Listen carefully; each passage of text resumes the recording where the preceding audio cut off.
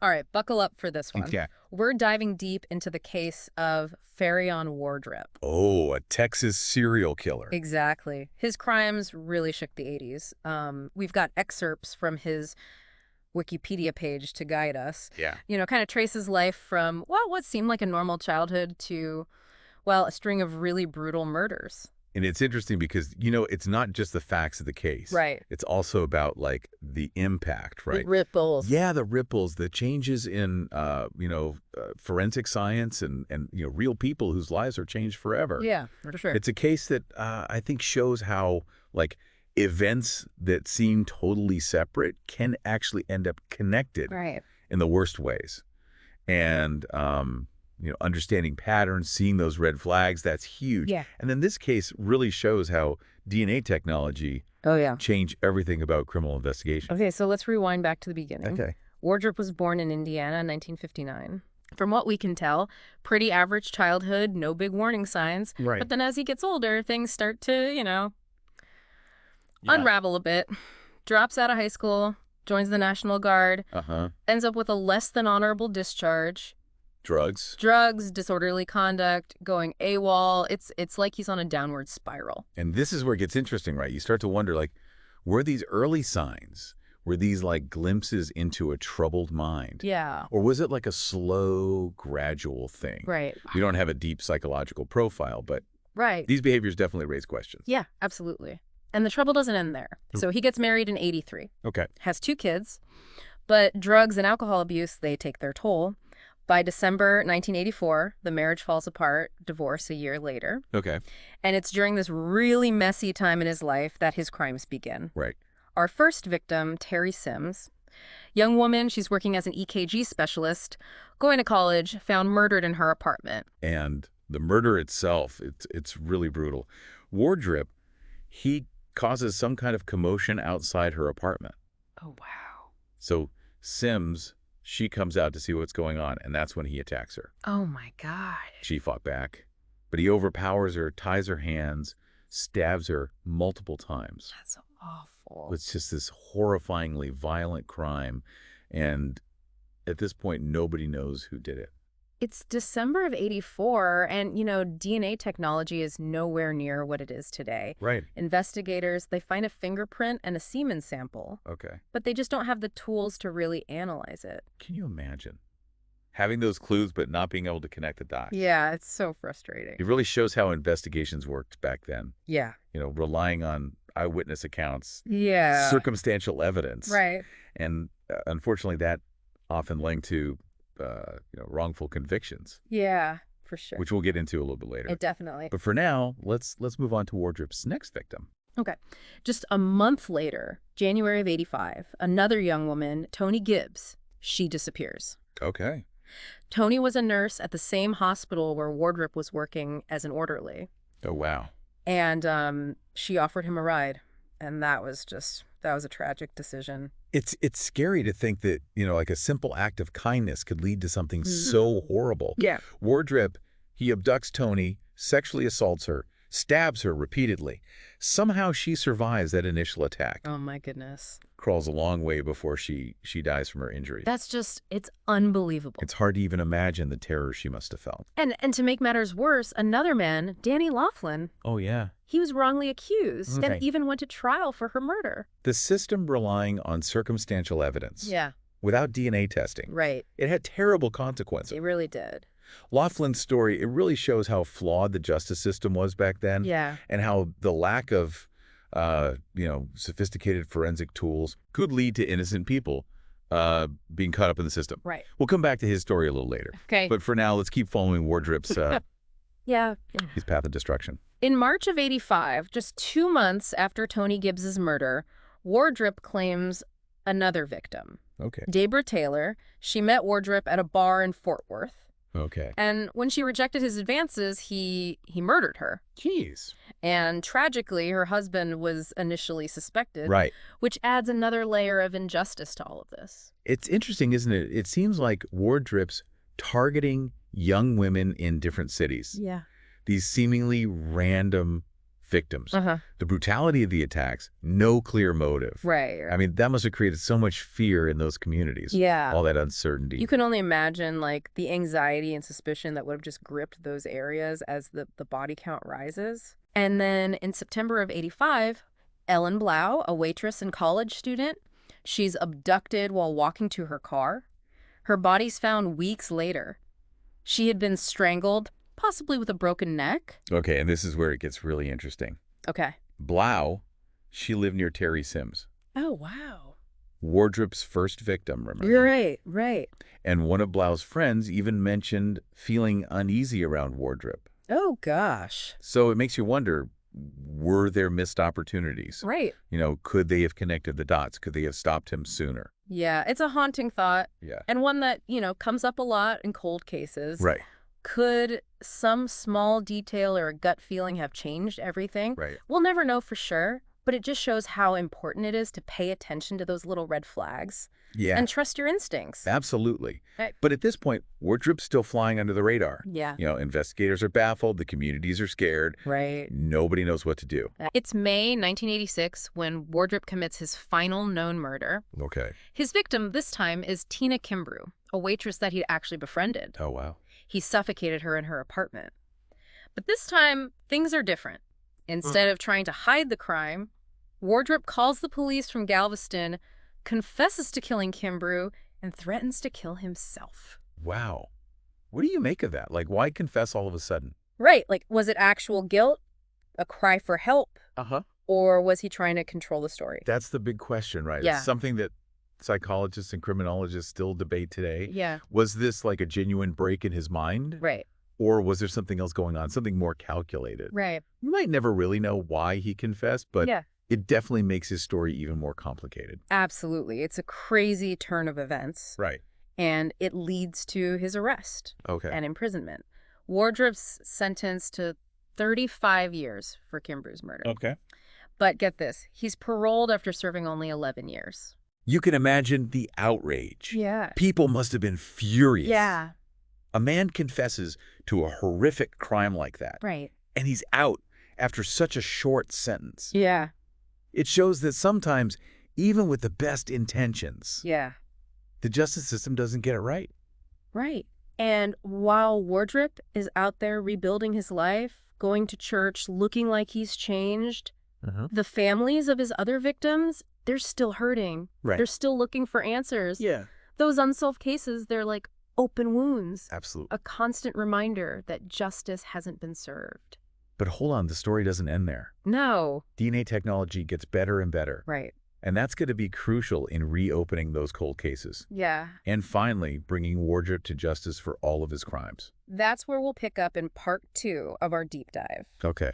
We'll explore how one detective wouldn't give up on the truth. Right. And how DNA evidence was used to shatter Wardrip's facade. And finally, expose the full extent of his awful crimes. Yeah. Stay tuned. Things are going to get even more intense. Okay. So we left off with Wardrip out on parole, seemingly a changed man. But then, 1999, Detective John Little, he decides to reopen those cold cases. Yeah. Things take a huge turn. Yeah, this is where DNA technology really starts to shine. Right. Detective Little's dedication, I mean, he was amazing. He noticed that Terry Sims and Tony Gibbs, their murders, they happened pretty close together. So he starts looking into it, And by then, DNA testing has come a long way since the 80s. And what's so cool about DNA is, like, it's unique to each person. Right. Kind of like a molecular fingerprint. Yeah, exactly, yeah. It's in almost every cell in our body, and you can get it from, well, blood, saliva, hair, even skin cells. Right. And law enforcement, they can use that. Yeah. They can compare the DNA they find at a crime scene to a suspect's DNA. Right. And it's super accurate. It's been huge for solving crimes, especially cold cases. Yeah. When all the other leads, they've just gone cold. Right. So Detective Little gets the evidence from the Sims and Gibbs murders retested using these new DNA techniques. Yeah. And what do you know? Yeah. The DNA profiles from both crime scenes match. Ah. Same perpetrator. Huge breakthrough. Yeah. But they still need to get Wardrip's DNA Right. to prove it's him. But he's out on parole, living a normal life. They can't just go and ask him for a sample. Right. Right. So Detective Little, He had to think outside the box. It's like something out of a movie. Detective Little knew Wardrip worked at a factory, right? Okay. And he had a discarded coffee cup collected. Oh, sneaky. Oh, I know, right? It's brilliant, though. It is. I mean, it seems like a long shot, but it worked. Right. They tested the DNA from that coffee cup, compared it to the DNA from the crime scenes. And it was a match, no doubt about it. Wardrip's DNA was all over the place. The evidence was there. So after years of, kind of getting away with it, Right. Wardrip's past catches up with him. He's arrested. Yeah. And then while in custody, he confesses to all 4 murders. Wow. Including Deborah Taylor's in Fort Worth. Finally, some justice for the families. Right. Bittersweet. Yeah. Justice is served, but it doesn't bring their loved ones back. No. The pain from Wardrip's crimes, that's never going to go away. No. But at least the truth is out there. So Wardrip's trial starts in November 1999. The prosecution, they've got tons of evidence. Okay. They have the DNA matches, the confessions. Witnesses put him at or near the crime scenes. Yeah. Seemed like a slam dunk. But his defense team, they had a different strategy. Oh, really? What did they do? Remember earlier we were talking about Danny Laughlin being wrongly accused of Tony Gibbs's murder. Yeah. The defense used that. They argued that, since Laughlin was a suspect based on, not very strong evidence, Okay. that kind of threw doubt on the whole investigation. Okay, yeah, I see. And then they also argued that, Wardrip's confessions, they weren't real, they were coerced. Mm-hmm. And that he had a bad lawyer during his first trial for Tina Kimbrough's murder. Mm-hmm. And they said that could have affected his later confessions. So they were basically trying to find weaknesses in the prosecution's case. Right. Highlighting the ways the system can mess up, be biased. Right. It's pretty common in death penalty cases when the stakes are so high. Yeah. Except for defense attorneys, they got to use every tool they have to protect their clients' rights. Right. Especially in a case like this. Absolutely. But the jury, they still found Wardrip guilty. Yeah. He was sentenced to death for Terry Sims's murder and given 3 life sentences for the murders of Coney Gibbs, Ellen Blau, and Deborah Taylor. Wow. A heavy sentence. But then again, his crimes were awful. They changed so many lives. They really did. But the legal battle, it wasn't over. No. Wardrip, like a lot of people on death row, he started the appeals process. And these appeals can go on for years, right? Oh, yeah, for sure. I've read about appeals being filed, then overturned, then appealed again. It's a long process, and it can be really frustrating. Yeah. For everyone involved. Yeah. But it shows how committed the American legal system is to due process, yes. Making sure that every option is considered before carrying out the death penalty. Right. But it also makes you think about the victims' families. Yeah. They have to relive those terrible events again and again as these appeals drag on. So while Wardrip's on death row, waiting for his execution, how does he act? Does he keep up that whole I'm a changed man thing? That's the thing. Wardrip's behavior on death row, it was completely different. Like night and day from the monster he was before. Oh, wow. He was a model prisoner. Super religious, willing to cooperate with the guards. He even said he was sorry for what he did, and he participated in documentaries and interviews. It's like a total 180. Right. So what do we make of that? Was he really a changed man? Yeah. Or was it all an act? Right, like to try and get public support. Yeah, maybe improve his chances of appealing his sentence. It's a mystery, and it's fascinated a lot of people who've studied his case. It just shows how complicated human behavior can be. Right, especially with someone who's done such horrible things. Right. Wardrip's story, it's full of contradictions and surprises. Yeah, absolutely. Yeah. But while he's dealing with the legal system and thinking about, his own death, there's another man whose life has been totally messed up by Wardrip's actions. That's right. Danny Laughlin. Yeah. Wardrip being caught, it brought some peace to the families of his victims. But we can't forget about Danny Laughlin. Right. He was wrongly accused of Tony Gibbs's murder. He went through a trial, the stress of being a suspect, and that accusation, it stuck with him even after he was released. Yeah, let's talk more about Danny Laughlin and explore how Wardrip's crimes impacted his life. His story really shows the human cost of a messed up investigation and how important it is to get justice, not just for the victims, but for the people who are wrongly accused. Yeah, definitely. It's just got to be so heavy, carrying that weight around. Oh, yeah. Being wrongly accused of something you didn't do. Absolutely. Especially a murder as brutal as Tony Gibbs's. Yeah. Danny Laughlin's story. It's a powerful reminder that investigations can go wrong. Yeah. And innocent people can get caught in the crossfire. Absolutely. And even though he was cleared, that experience, I mean, Yeah. it must have been incredibly traumatic. Yeah. Just think about it. Going through a trial, Right. everyone looking at you, judging you, Yeah. having to live with that stigma, Yeah. being connected to such a horrific crime. And what makes it even worse is that, the evidence they had against him, Yeah. it was mostly circumstantial. Right. I mean, the prosecution, they really leaned on the fact that he had been seen with Toni before she disappeared, but there was no physical evidence tying him to the crime scene.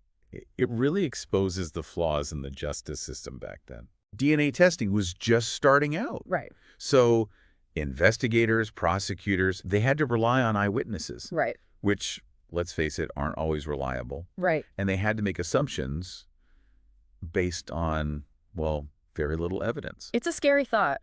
Yeah. To have your whole life, your freedom, your reputation, just hanging on by a thread of circumstantial evidence. Absolutely. And to make matters even worse. Yeah. His case actually went to trial. Wow. Even though a DNA comparison using the tech they had at the time was inconclusive. Yeah. So they tried to compare Laughlin's DNA to a sample from the crime scene. Right. But the technology, it just wasn't good enough back then to give a clear answer. So even without solid proof, he still had to face a jury. Yeah. And the possibility of being convicted for a crime he didn't commit? And the jury was actually deadlocked. Really? Yeah. Wow. 11-1. Wow. So only one juror thought he was guilty. Only one. That's incredible. Yeah. It really shows how powerful reasonable doubt can be. Right. But also how high the stakes are. Yeah. Luckily, they didn't retry him. Right. But I can't imagine what he went through. Yeah. Emotionally, psychologically. Yeah. To be wrongly accused of such a horrible crime. Right. It can destroy a person's life. It's a good reminder that, the justice system, it aims to be fair and accurate, but it's not perfect. No system is. Right. Mistakes happen. Yeah. And the consequences, they can be devastating. They can be. And it's especially sad in cases like this. Yeah. Where they eventually catch the real guy, Faryion Wardrip. Right. He confesses. Right. Laughlin's game is cleared. Yeah. But the damage is done. Yeah. He'll never forget that experience. It makes you wonder how many other cases are out there. Right. Especially from before DNA technology was as good as it is now. Absolutely. It's a little unsettling to think about. It highlights why it's so important to keep looking back at old cases. Right. Especially the ones with shaky evidence or bad investigations. Yeah. DNA testing has helped free so many innocent people. Yeah. Bringing justice to those who have suffered so much. And for so long. Yeah. Wardrip being caught, him confessing. Yeah. It brought some closure to the families of his victims. Right. And it cleared Laughlin's name. Right. But we got to remember, Laughlin's story, it's not just the side note in all of this. Absolutely not. It's a powerful reminder of how strong people can be. Yeah. And how important it is to keep searching for the truth. Absolutely. And hold people accountable in the justice system. Yeah.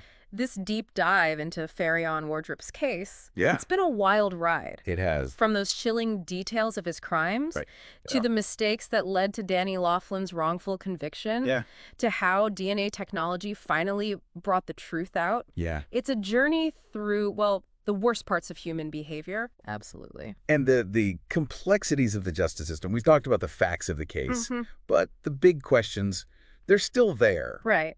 Like, what makes someone a serial killer? Yeah, like, can someone who does such terrible things truly feel remorse? Right. And what can we learn from the mistakes that were made to make sure justice is served? Right. For the victims and for those who are wrongly accused. Yeah, those are tough questions. They are. They make us think about human nature. Yeah. And how our systems can fail. Yeah, but by looking at these hard truths, by studying cases like Wardrip and Laughlin, we can understand ourselves better. Right. We can understand society better. Absolutely. And we can keep working towards justice. Yeah. And hopefully, we can use what we learn to prevent tragedies like this from happening again. Right. And to make sure that justice, even if it's delayed, is always served. Yeah, I hope so. If this case has got you thinking about true crime, forensic science, or how the justice system works, I encourage you to keep learning. There's so much out there. Books, documentaries, podcasts, online forums. Yeah. The search for knowledge, it never really ends. Absolutely. And remember, every case, no matter how disturbing or complicated it is, it teaches us something about being human. Yeah. By looking at these stories, we can learn, we can grow, and we can work together to make the world a better place. Yeah, I like that. All right, until next time, keep those minds curious and keep diving deep. Keep diving deep.